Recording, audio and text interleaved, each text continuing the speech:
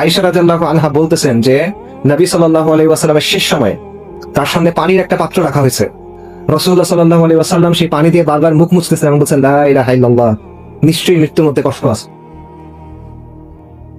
সালাফুস সালিহিনের অনেকে মৃত্যু যন্ত্রণা সম্পর্কে বলছেন যে মুমিনের জন্য সবচেয়ে কষ্টকর জিনিস হলো মৃত্যু যন্ত্রণা। শাহাদাত যদি না আসে, শাহাদাতের যন্ত্রণা নাই, কিন্তু শাহাদাত ছাড়া যত মৃত্যু আছে দুনিয়াতে এর চেয়ে আর কোনো কষ্ট মুমিনের জন্য নাই। এবং সেই কষ্ট কিরকম? তীর দিয়ে আপনার শরীর ছিন্ন বিচ্ছিন্ন করে দেওয়া হচ্ছে, লোহার পেরেক হাতুড়ি দিয়ে ঠুকে ঠুকে আপনার শরীরে ঢোকানো হচ্ছে, গরম পানির মধ্যে আপনাকে ফেলে সিদ্ধ করে দেওয়া হচ্ছে। এটার যে কষ্ট, সালাফুস সালিহিন বলছেন যে মৃত্যুর কষ্ট এটার চেয়ে বেশি। ওনারা বলতেছেন কোন মানুষকে যদি মরার পর জীবিত করা যাইতো এবং বলানো যাইতো যে মৃত্যুটার কষ্ট কেমন, তোমরা পাগল হয়ে যাইতা, তোমাদের নাওয়া খাওয়া ভুলে যাইতা, তোমরা ভোগবিলাস ভুলে যাইতা, তোমরা উন্মাদের মতো হয়ে যাইতা। এই মৃত্যু আপনার জন্য আসতেছে, আমার জন্য আসতেছে, এবং এই মৃত্যু দুইটার একটা হবে, দুই রকমের একরকম হবে। সাহাবী বারা ইবনে আজিব রাদিয়াল্লাহু আনহু থেকে একটা হাদিস আছে, মুসনাদে আহমদের লম্বা হাদিস।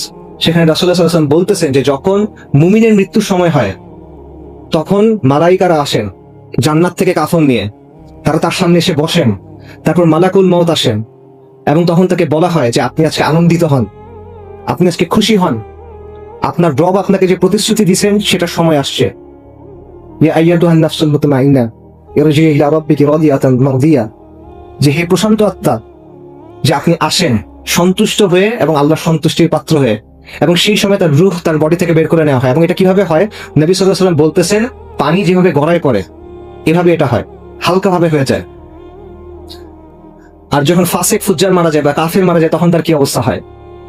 মালাইকারা আসেন জাহান্নাম থেকে কাফন নিয়ে, তারা তার সামনে এসে বসেন, মালাকুল মউত আসেন এবং তাকে তখন বলা হয় যে বের হয়ে আসো আজকে তুমি অবাধ্য বান্দা, আল্লাহর রাগের দিকে তুমি বের হয়ে আসো, আল্লাহর শাস্তির দিকে তুমি বের হয়ে আসো। এবং তার রূহ তখন কবজ করা হয় এবং তার রূহ বের হয়ে আসতে চায় না।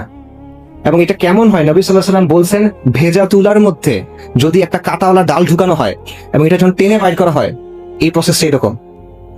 আমি যদি ভেজা তুলার মধ্যে কাঁটাওয়ালা ডাল ঢুকে বের করে আনার সময় কি হবে বলেন?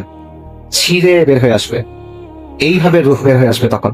তো এই দিনটা আপনার জন্য আসতেছে, আমি জানি না আপনার জন্য কখন আসবে, আমার জন্য কখন আসবে, কিন্তু এই দিনটা আমাদের সবার জন্য আসতেছে। এখন একমাত্র প্রশ্ন হলো ওই দিনটাতে আপনাকে কিভাবে সম্বোধন করা হবে, ওই দিনটা আপনি কিভাবে পার করবেন।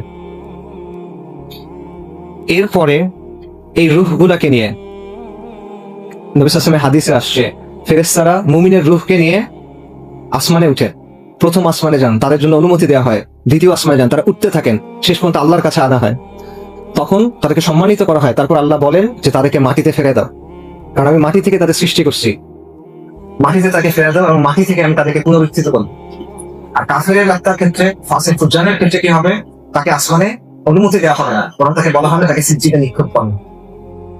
কবরে আপনার জন্য কি অপেক্ষা করতেছে বলেন?